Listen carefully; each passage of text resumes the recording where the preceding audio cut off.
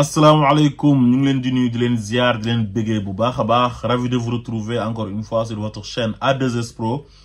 avec un immense plaisir. Continuez leen di abonné ngeen bës cloche de notification bi su ko defee bépp vidéo bu ñu dugal ngeen mën ko am à temps réel. Bu leen fàtte nag di like vidéo bi di ko aimer di bës ci baaraam bi bu baax a baax ndax vidéo bi mën a tasaaroo waaye tamit bu leen fàtte di partager di commenter dina ci am solo lool. Comme on a l'habitude de le faire, di wax sur ce qui concerne l'actualité politique sénégalaise. Tay nak dañuy wax ci li nga xamné mom moy ciow li am Sénégal. Moy ciow bo xamanteni amul ben sens, amul ben solo parce que c'est la personne de Ousmane Sonko. Sénégal yag na am premier ministre, déclaration de politique générale yag na fa am ci règlement intérieur bu Assemblée nationale. 90 jours lañ ci wax ginaaw bi constitution bi ci article 55 am waxé né le premier ministre doit faire une déclaration de politique générale ba paré yem fofu waye comme assemblée nak mom fa la ko wara défé assemblée nationale ci loi organique bi ci sen règlement intérieur dañoo wax né 90 jours maximum ñu gis né amna ay premier ministre yu bari yu fi jaar yo xamné respecté wuñ ko am ñoo xamné respecté nañ ko ñi ko respecté moy ñaar Idrissa Seck ak Aminata Touré waye liko moy ñeneen ñëpp dépassé nañ 3 mois yi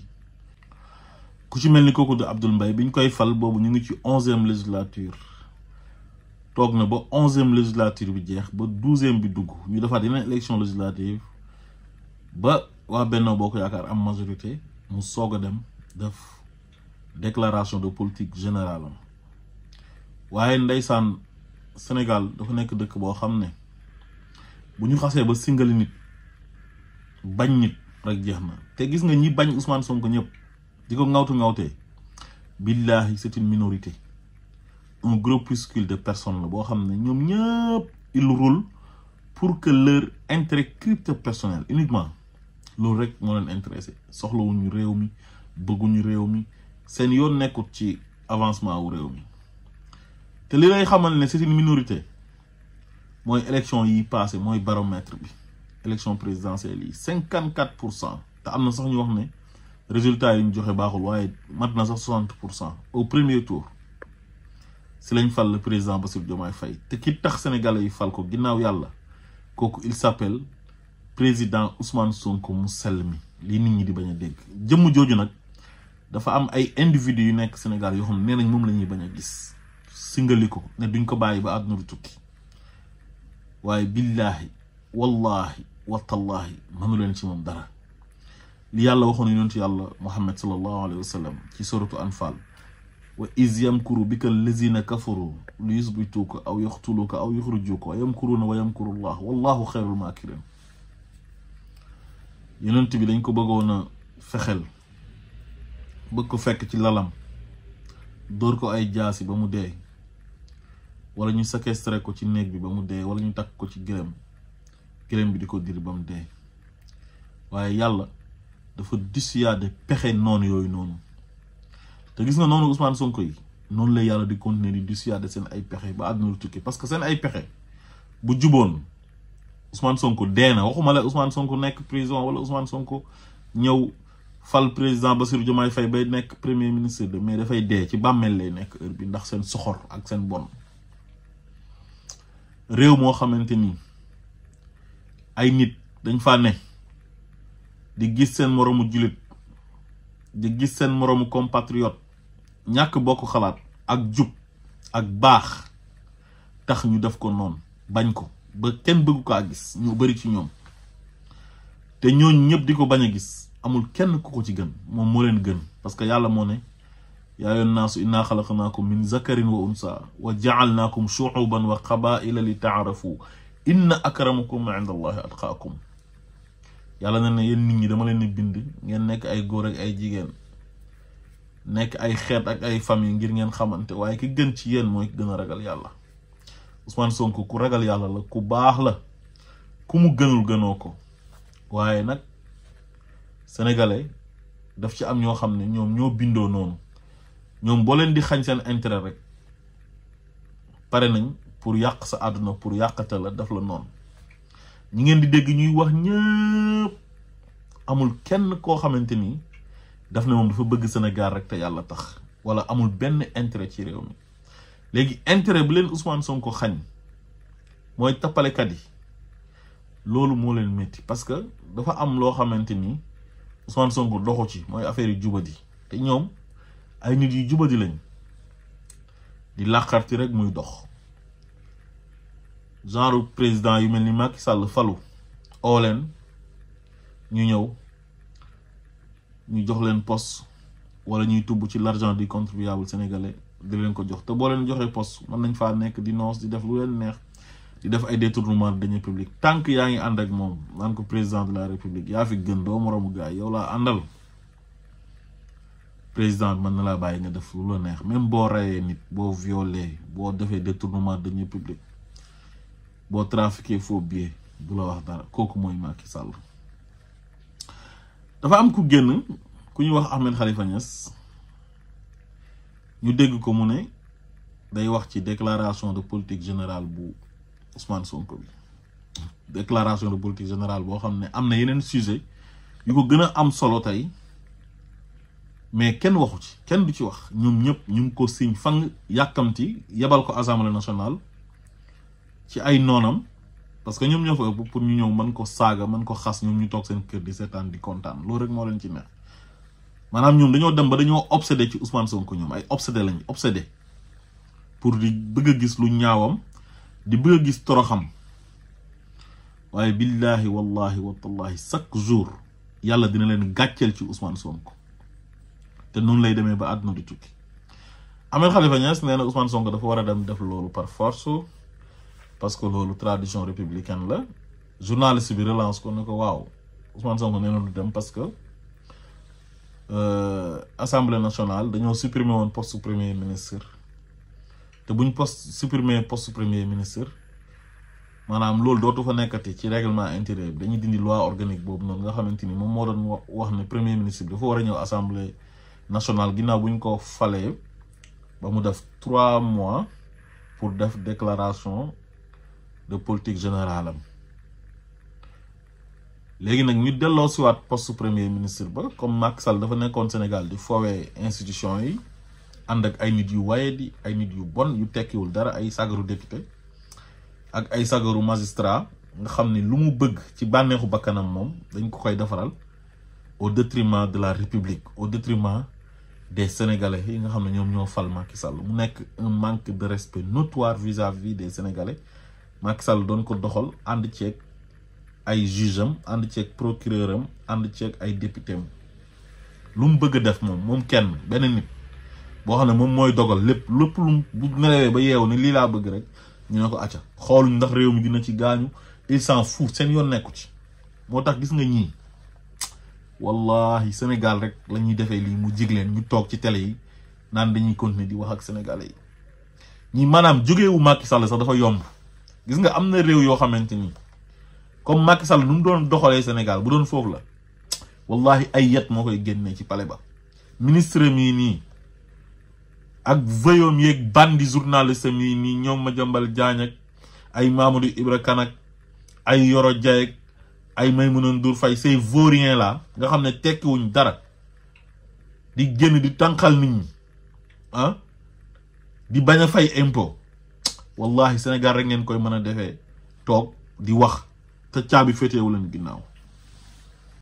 ay Bougane Gueye Dany parce que dañ leen a indi redressement fiscal ngeen xam ne da ngeen ko war a fay par force ngeen singali waa ji jël affaire bi politiser ko ne da ngeen koy attaquer te xaalisu askan wi ngeen sàcc ba pare di ci attaquer koo xam ne lu mu leen wax mooy fay leen. léegi Ahmed Khalifa Niass nee na Ousmane Sonko jalgati yoon dem assemblée nationale quoi ba pare mu dem ba mu yàgg ne Ousmane Sonko dictature la fi bëgg a indi donte man jàpp ma ne noonu la mel mais wax nga ko ba pare. te lim njëkk a wax nee na Ousmane Sonko du président kenn falu ko mais loolu on a disconvient pas xam nañ ne kenn falu ko donte yéenewu leen ko présidence bi xeex ngeen ko ba sonn mais moom wan na leen ne carrément xeex ngeen ma mais mën naa fal man keneen te yàlla dimbal na ko ci loolu ba mu fal keneen te présidence gi ngeen ko ñàkk yéene ba di ko manifester toujours ba tax ngeen songandoor ko yéen ñëpp parce que offense au premier ministre amul, offense au chef de l'état moo am, moo tax ngeen di moytu épargner président Bassirou Diomaye Faye ak leneen tamit bëgg ko diviser ak le président Ousmane Diomaye Faye pour mieux régner. Loolu ngeen ci jublu ñaar yooyu moo tax ngeen song ko yéen ñëpp siñ ko fang attaquer ko di attaquer rek di xaste di saaga di wax lu leen neex. Donc présidence googu ngeen ko ñàkk yéene man dama leen di ñaanal yàlla na ngeen gudd fan barke alquranul karim pale bala dina fa toog nekk président de la république insha allah billahi wallahi wa tallahi ndax innahu man yattaqi wa yasbir fa inna allaha la yudiyu ajra al muhsinin loolu yàlla wax na yonent ci yàlla yusufa te yonent yàlla yusufa bi ko yàlla tegee nattu ba ay doomi baayam jël ko dugal ko ci teen après Malik ibnu Zaar jël ko yóbbu ko Égypte jaay ko ñu def ko jaay ko comme jaam buur ba jël ko adopté ko këram def ko comme doomam ba Zuleyxa di ko sàkku ak coono yim ci daj ak jafe-jafe yi ba dugg kaso bi mu génnee xam nga lan la njëkk a nekk premier ministre la njëkk a nekk mooy vice président rek équivalent au vice président la mooy Azizul Misr mu dem ba mu yàgg mu nekk Malik buur li ko may mooy li ma wax sànq su la yàlla nattoo nga muñ ko ba pare rafetal ko yàlla du sànq mukk fay gi nga xamante ni moom lay fay ñi nga xam ne dañ doon rafetal te moo tax Ousmane Sonko yow song yi bëri na attaques yi bëri na calomnie yi bëri na wax dëgg yàlla métti na sa nattu bi la dal nii ci ay nit yu la bañ rek sëñ la fang boo defee lu baax ñu ne baaxul boo waxee ñu ne lu tax mu wax boo noppee ñu ne lu tax mu noppi loolu nattu bu métti la waaye nag fas biir kama sabara ulul azmi min rusuli muñal muñ bu rafet bi nga xam ne moom la ulul azmi yi muñoon mu yonent yàlla Nuux yonent yàlla Ibrahim yonent yàlla Muusa yonent yàlla Isa ak yonent yàlla Muhammad sallallahu alayhi wa sallam jàmm rek ngay am insha allah wala aqibatu li taqwa ñi nga xamante ni dañoo ragal yàlla seen mujj toujours day rafet te képp ku la mos a song gis nañ mujjam rafetul. xam nga ci 2021 bi la Macky Sall songee ne daf lay def comme ni mu defoon Khalifa Sall ak Karim Wade dama waxoon ne Macky Sall ba fa muy mujjee moom mooy mujj alaku mooy mujj torox ndax wa iza aradna an nuhlika xaryatan amarna mutra fiha fa fasaxu fiha fa xaqa alayha alqawlu fa dammarnaha tadmiran te fa dammarnaha tadmiran boobu noonu moo dal Macky Sall ndax lu métti lay dund jamono ji jiite réew 12 ans def fa lu kenn mas a def jàpp nit ñi di toroxal di rey sa ay doomi réew di leen tëj ci kaso bi illégalement en complicité ak ay sagaru procureur ay sagaru magistrat ngay génn def passation de service ñu lay yuuxoo ñu génnee la réew mi carrément génnee boo xamante ni du nit moo jël décision na yow génnee na la réew mi du justice du président du kenn te yow da ngaa exilé woon ay nit léegi exilé nga sa bopp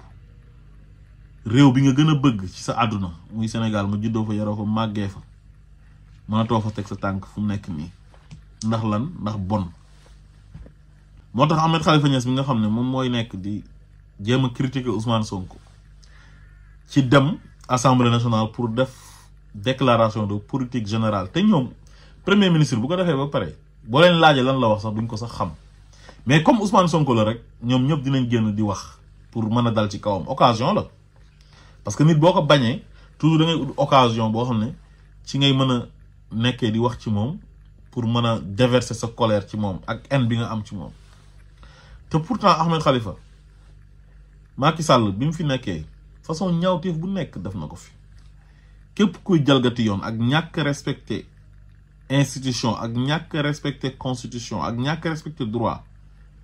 ku ko gën a def Macky Sall amul ci àdduna bi Macky Sall ñoom Kim Jong-un sax ñoo ko tane ak ñoom Poutine les plus grands dictateurs du monde laa la wax de ñoo tane Macky Sall parce que ñooñu au moins sax am na lu ñu doon jomb ak lu ñu doon rus mais Macky Sall jombul rusul amul benn vergogne amul probité morale te pourtant yéen ay nitu diine ngeen di oote ci lañ leen yar seen maam yi ay nitu diine lañ ñu leen di xoolee seen ay maam ak seen ay baay mais terewul yeneen doon ànd ak Macky Sall ci ay ñaawteef muy rey di tëj di tooñ ay nit di leen tëj ci lu nekkul dëgg ci ay caaxaan ay fen ay kàcc ngeen toog di ko cautionné yow bi nga demee ci dialogue ba lan nga fa wax Ahmed Khalifa Niass da nga ne ko Ousmane Sonko dañ ko sax war a rey loolu kañ du ma ko fàtte mukk jour boobu bi ma déggee sa wax ju ñaaw jooju wallahi choc bu métti la ma def choc bu métti nga ne lii bu doon am na réew yoo xam ne buñ fa nekkoon ku def insurrection dañuy jël indi militaire yi ñu dóor la bal bombardé la nga dee wax ju ñaaw ju salte ju bona ci digg palais ba ngeen jàkkaaroog Macky Sall di ko jaay rek ñu naan ko gëmmal dóor Macky amul ñaawteef bu mu fi deful Macky Sall amul ñaawteef bu mu fi deful ngeen koy cautionné te loolu mosu leen wax yéen ñëpp a ngi noppi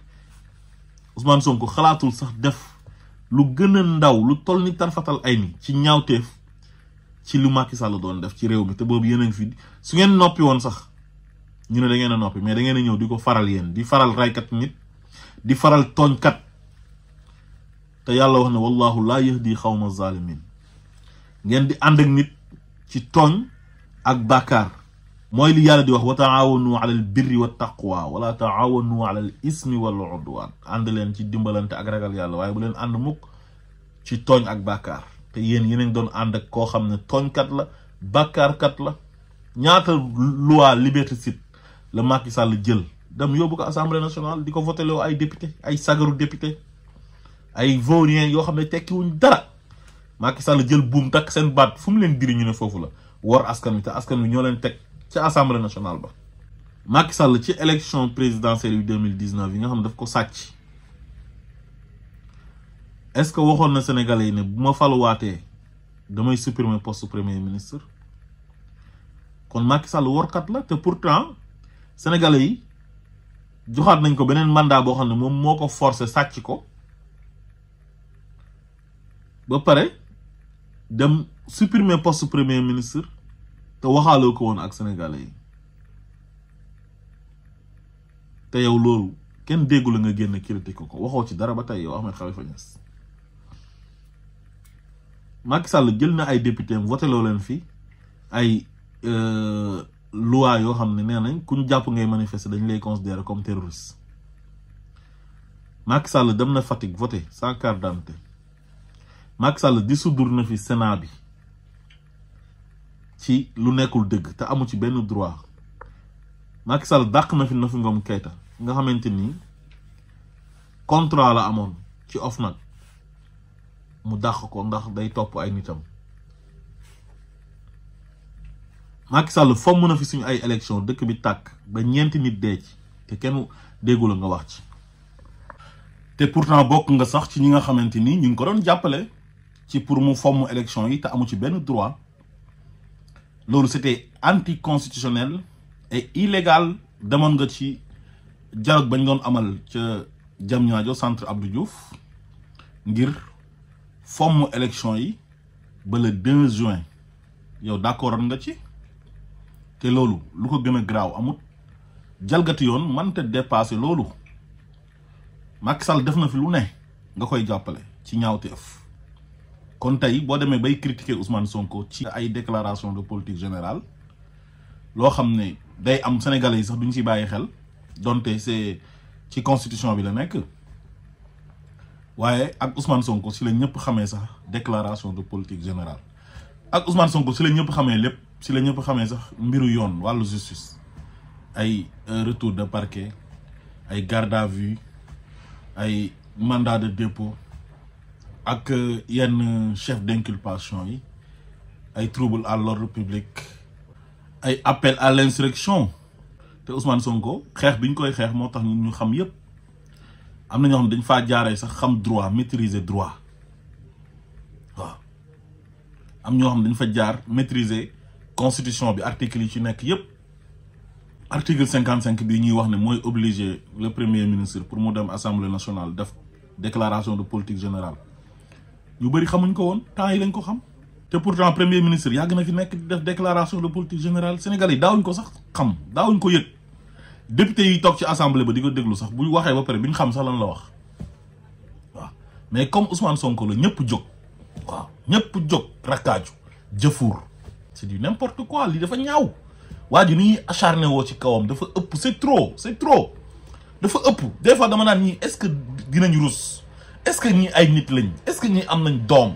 est-ce que ñii am nañ ay njaboot est-ce que ñii am nañ famille est-ce que ñii buñ tegoon seen Ousmane Sonko ci place seen rakk wala seen mag wala seen doom wala seen jarbaat est-ce que dinañ def li Ousmane Sonko luñ koy def singali nit di acharné wu ci kawam lu ñor ñu wax lu ñorul ñu wax bu doxee ci tapis rouge bi ñu ne lu tax mu dox ci tapis rouge bi bu recevoir ay ambassadeurs ñu ne lu tax mu recevoir ay ambassadeurs yu ñàkk fayda jël waa ji yéene ko dee yéene ko alaku yéene ko torox pour lan pourquoi cette méchanceté lu tax loolu lan moo tax soxor googu lan la fekk gisu leen waa ji ci bàmmeel du ngeen am jàmm mais yéen soxor ngeen trop wallahi soxor ngeen vous êtes méchant bàyyi leen doomi jàmbur bàyyi leen Ousmane Sonko xeex ngeen ko ba Sénégalais yi wóolu ko jox ko réew mi moo président Bassirou Diomaye Faye pour ñu liggéey réew mi mais respecté leen majorité sénégalaise boobu nga xamante ni ñoom ñoo am ci ñoom yaakaar malgré seen saaga yi ngeen leen doon saaga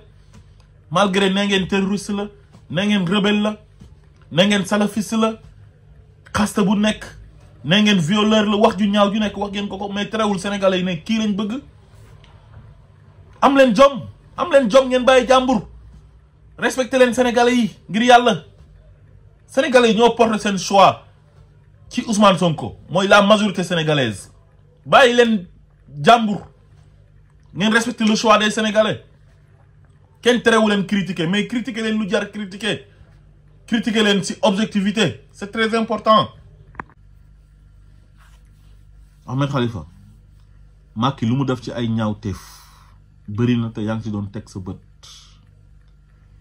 décision wu justice Macky Sall am na fi mu ne du ko appliquer mooy ci mbiru Ousmane Sonko yi juge Sabassy Faye ak juge Thione juge Keita àtte na fi Ousmane Sonko Macky Sall dem di wëri ay juge yu mu yóbbu cour d'appel pour ñu condamner ko Ousmane Sonko mu bañ a nekk candidat def ay remaniement judiciaire jëlee Amadou Diouf ci parquet ba yóbbu ko cour d'appel pour mu coach fa Ousmane Sonko yóbbu fa Ibrahima Bakhoum def ko procureur général jëlee Siré Ali Ba cour d'appel yóbbu ko cour suprême pour mu coach fa Ousmane Sonko ñaawteef yooyu yëpp a ngi fi bañ nañ fay jox Ousmane Sonko fiche de parrainage bañ ko fay jox attestation de dépôt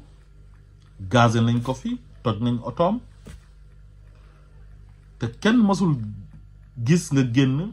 ñaawlu ko te ñaawteef yooyu yëpp Macky Sall moo ko doon def ngeen ànd ak moom di ko xalamal di ko neexal te nee ngeen ay nit dina ngeen kon tey pour man vous n'avez rien à reprocher à Ousmane Sonko parce que Ousmane Sonko defu fi dara lu ñaaw waxu fi lu ñaaw il est droit dans ses bottes lu dul jub ak mbaax nekkul ci Ousmane Sonko loolu moo tax sa classe gi bañ kaa gis dañoo toll ci jamono joo xam ne ñun xale yi ñun ñooy yedd mag ñi parce que mbaax lañ oote comme li docteur Khadim Bamba Diagne wax ne xale yi dañoo bëgg a baax mag ñi ne kenn du fi baaxee loolu moo xew Sénégal léegi fu mu nekk nii xale yi xeex nañ xeex ba daaneel système bi ànd ak Ousmane Sonko te dinañ continuer di xeex ba système bi dañ koy éradiquer kenn nitu système bi dootul nekkati Sénégal système bi si boppam la ñuy effacer ba waa nitu système bi ñëpp la ñuy neutraliser ba kenn dootul waxati neutraliser bi du jàpp tëj wala dara mais dinañ def ay pexe ba dootul leen amati lu ngeen wax yéen da ngeen di noppi nga xam ne système bi suñu ginnaaw lay nekk ku jàpp ne fu mu nekk nii xeex bi jeex na da ngay nax sa bopp waa système bi ñu nga fa ba léegi moo tax ñu war a continuer xeex bi man moom lépp lu ma war a wax si dëgg ak koo manti doon man dinaa génn wax ko ci yar ak teggin. Asalaamaaleykum wa rahmatullah.